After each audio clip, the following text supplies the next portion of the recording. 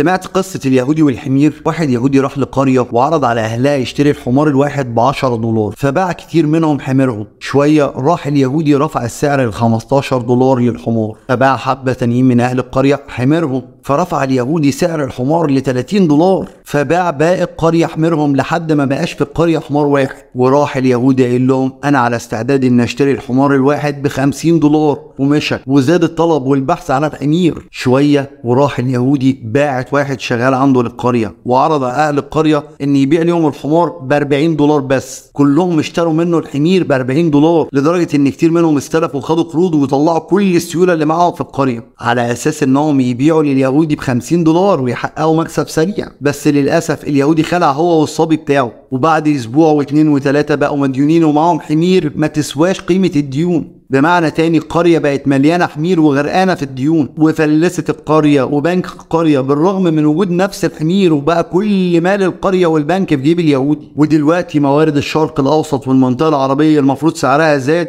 مع الازدياد العالمي، وارتفع معاها سعر كل حاجة، كهرباء ومواصلات وعيش. بس مش بيرتفع العائد من الموارد على الناس، ولما بيحصل المفروض انخفاض لأسعار الموارد مفيش حاجة بترجع ترخص ليه؟ هو أنا بصراحة معرفش، بس الأكيد إن الجواب عند حفيد التاجر اليهودي في البنك الفيدرالي الأمريكي.